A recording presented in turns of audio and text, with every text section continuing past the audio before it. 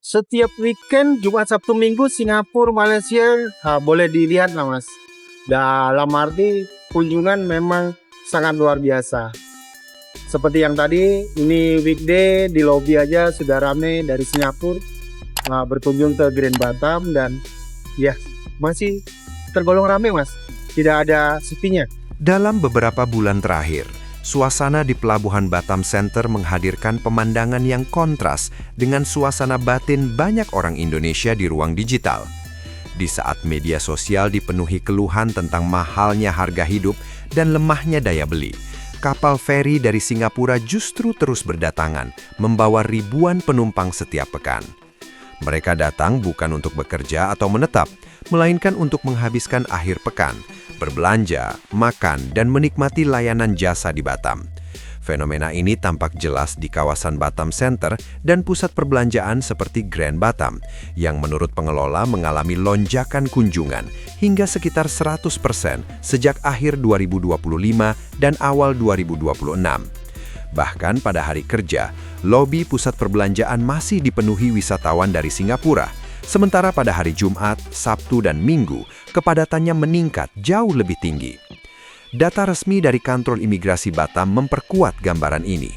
Kepala Kantor Imigrasi Batam, Hajar Aswad, menyampaikan bahwa jumlah kunjungan warga negara Singapura ke Batam pada tahun 2025 mencapai sekitar 1,6 juta orang, meningkat sekitar 13,5% dibandingkan tahun 2024 yang berada di kisaran 1,4 juta orang.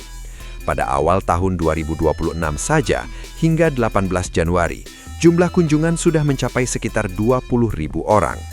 Angka ini menunjukkan bahwa arus wisatawan Singapura ke Batam bukan peristiwa insidental, melainkan tren yang berlanjut. Fenomena ini sering dibaca secara sederhana sebagai wisata belanja, tetapi sesungguhnya ia mencerminkan pergeseran kecil dalam hubungan ekonomi mikro antara dua negara bertetangga. Singapura adalah negara dengan pendapatan per kapita tinggi dan biaya hidup yang juga tinggi. Indonesia, khususnya Batam, memiliki struktur biaya yang jauh lebih rendah. Ketika jarak geografis hanya sekitar 1 jam perjalanan laut, perbedaan ini menciptakan ruang bagi arbitrase konsumsi lintas negara, yaitu situasi di mana konsumen dari negara berbiaya tinggi memilih membelanjakan uangnya di negara berbiaya lebih rendah untuk memperoleh nilai yang lebih besar dari setiap dolar yang dikeluarkan. Batam sejak awal memang dirancang sebagai kota perantara. Sejak dekade 1970-an, kawasan ini dikembangkan sebagai zona industri dan pintu ekonomi yang berhadapan langsung dengan Singapura. Statusnya sebagai kawasan perdagangan bebas, kedekatannya dengan jalur pelayaran internasional, serta infrastrukturnya yang relatif baik, membuat Batam berada dalam posisi unik. Ia bukan sepenuhnya kota industri, bukan pula sepenuhnya kota wisata, tetapi gabungan keduanya. Dalam konteks itulah, lonjakan wisatawan Singapura menjadi lebih mudah dipahami. Mereka datang karena menemukan kombinasi antara harga yang lebih rendah, layanan yang memadai, dan jarak yang dekat. Selain faktor struktural, ada pula faktor temporal. Tekanan biaya hidup di Singapura meningkat dalam beberapa tahun terakhir, terutama pada sektor perumahan, makanan, dan jasa. Ketika harga domestik naik, konsumen secara alami mencari alternatif yang lebih murah. Pada saat yang sama, kebijakan imigrasi Indonesia yang memberi kemudahan bagi pemegang permanen residen Singapura, Student Pass, dan Long Term Visit Pass untuk masuk ke Batam, turut memperlancar arus ini. Perkembangan media sosial juga mempercepat penyebaran informasi tentang Batam sebagai tujuan akhir pekan yang relatif murah. Video dan ulasan tentang perjalanan singkat ke Batam menjadi referensi populer bagi warga Singapura yang ingin menghemat pengeluaran tanpa harus bepergian jauh. Jika dilihat dari sudut pandang ekonomi, arus wisatawan Singapura membawa manfaat nyata bagi Indonesia. Berdasarkan data imigrasi Batam, jumlah kunjungan sekitar 1,6 juta orang pada tahun 2025, berarti rata-rata lebih dari 4.000 orang per hari.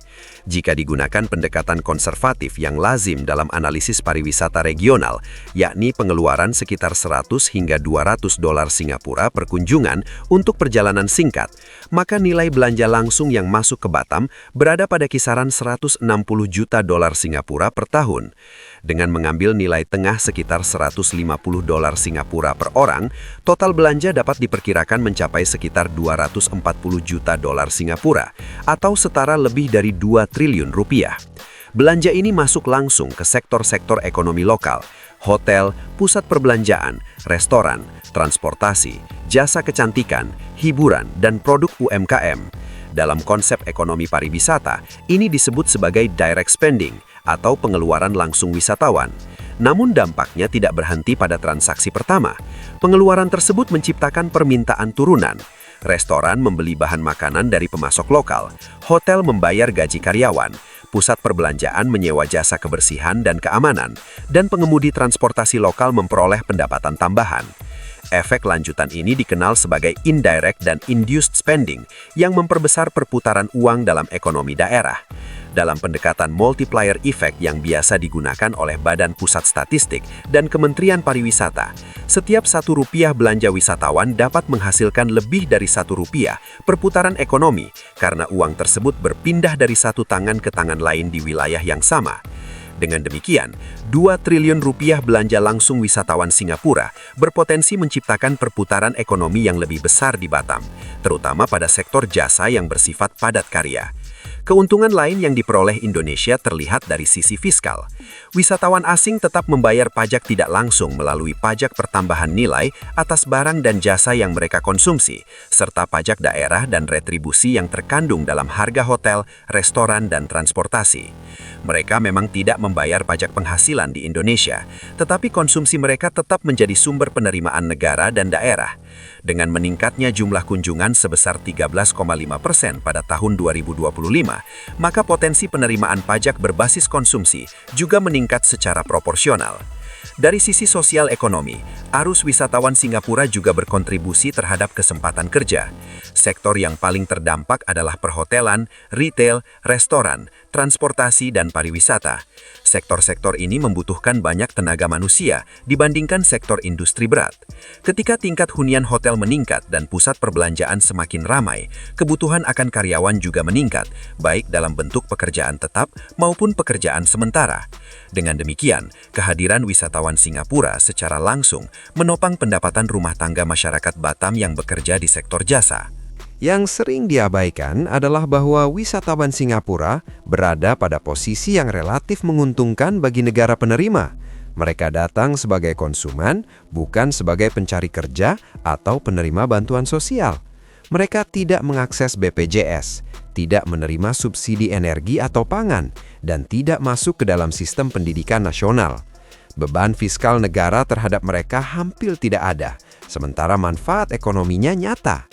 Dalam perspektif kebijakan publik, ini adalah bentuk pemasukan eksternal yang relatif bersih dari sisi biaya sosial. Namun, fenomena ini juga mengandung dimensi psikologis dan simbolik.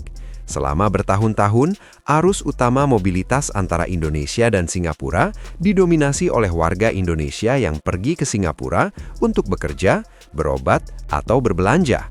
Lonjakan warga Singapura ke Batam menunjukkan adanya pembalikan arus konsumsi, meskipun dalam skala terbatas. Ini tidak berarti Indonesia telah melampaui Singapura dalam segala hal, tetapi menunjukkan bahwa hubungan ekonomi tidak selalu bergerak satu arah. Indonesia, setidaknya dalam konteks Batam, mampu menawarkan kombinasi harga dan layanan yang dianggap rasional oleh konsumen dari negara yang lebih makmur. Dalam jangka panjang, arus ini membuka peluang diversifikasi ekonomi daerah. Batam tidak lagi hanya bergantung pada industri manufaktur dan kawasan industri, tetapi juga pada sektor jasa dan pariwisata. Diversifikasi ini penting untuk mengurangi risiko ekonomi jika salah satu sektor mengalami perlambatan. Dengan semakin kuatnya sektor jasa berbasis wisata, struktur ekonomi Batam menjadi lebih seimbang. Meski demikian, ada pula tantangan etis yang menyertai fenomena ini. Pertanyaannya bukan hanya berapa besar uang yang masuk, tetapi siapa yang menikmati manfaatnya. Jika keuntungan hanya terkonsentrasi pada pusat perbelanjaan besar dan jaringan hotel, sementara pedagang kecil dan pekerja informal tidak mendapatkan bagian yang sepadan, maka manfaat ekonomi tersebut menjadi timpang. Sebaliknya, jika UMKM, transportasi lokal dan pekerja jasa ikut merasakan peningkatan pendapatan, maka arus wisatawan ini dapat menjadi alat pemerataan ekonomi. Ketergantungan berlebihan pada wisatawan asing juga memiliki batas. Jika ekonomi lokal terlalu bertumpu pada konsumsi wisata, ia menjadi rentan terhadap perubahan kebijakan luar negeri, fluktuasi kurs, atau krisis global. Pandemi sebelumnya menunjukkan betapa cepatnya arus wisata dapat terhenti. Karena itu, fenomena ini sebaiknya dibaca sebagai peluang tambahan, bukan sebagai fondasi tunggal pembangunan ekonomi. Ia dapat memperkuat ekonomi lokal, tetapi tidak boleh menggantikan pembangunan sektor produktif lainnya. Dalam perspektif strategis yang lebih luas, posisi Batam yang dekat dengan Singapura membuatnya berpotensi berkembang sebagai pusat jasa regional. Wisata belanja dapat menjadi pintu masuk bagi sektor lain, seperti wisata medis, pendidikan singkat, dan layanan perawatan. Dengan demikian, hubungan antara Batam dan Singapura tidak hanya menjadi hubungan antara pembeli dan penjual, tetapi hubungan antara dua sistem ekonomi yang saling melengkapi. Pada akhirnya, arus wisatawan Singapura ke Batam bukan sekadar cerita tentang mall yang ramai atau feri yang penuh. Ia adalah cermin dari pergeseran kecil dalam peta ekonomi kawasan. Ia menunjukkan bahwa nilai suatu tempat tidak hanya ditentukan oleh ukuran negara atau kekuatan politik, tetapi oleh bagaimana ia memposisikan diri dalam jaringan harga, jasa, dan mobilitas manusia. Batam hari ini menjadi contoh bagaimana perbedaan struktur ekonomi dapat menciptakan arus baru yang sebelumnya kurang diperhatikan. Jika tren ini berlanjut, Singapura kemungkinan akan semakin memanfaatkan Batam sebagai ruang konsumsi alternatif, sementara Batam akan semakin terdorong untuk meningkatkan kualitas layanannya. Hubungan ini dapat berkembang menjadi simbiosis selama tidak jatuh ke dalam pola eksploitasi satu arah. Tantangan utamanya bukan pada jumlah wisatawan, melainkan pada kemampuan Indonesia untuk mengelola dampaknya secara adil dan berkelanjutan. Pelajaran terpenting dari fenomena ini bukan hanya soal angka kunjungan atau nilai belanja, tetapi soal cara melihat diri sendiri. Ketika warga Singapura rela menyeberangi laut untuk berbelanja di Batam, itu berarti mereka menemukan nilai ekonomi di Indonesia, harga yang masuk akal, layanan yang cukup baik, dan ruang konsumsi yang nyaman. Pertanyaannya kemudian bukan lagi mengapa mereka datang, melainkan apakah Indonesia mampu mengubah momentum ini menjadi penguatan ekonomi lokal yang lebih luas. Dalam kesimpulannya, kedatangan warga Singapura ke Batam bukanlah tanda bahwa Indonesia kalah atau menang dalam persaingan regional. Ia adalah tanda bahwa hubungan ekonomi selalu mengikuti logika harga dan nilai. Ketika Indonesia mampu menawarkan kombinasi yang masuk akal antara biaya dan kualitas, maka orang akan datang tanpa perlu dipaksa. Dan mungkin disitulah ironi sekaligus pelajaran terbesarnya, yang membuat orang asing tertarik pada Indonesia bukanlah retorika, melainkan realitas ekonomi sehari-hari.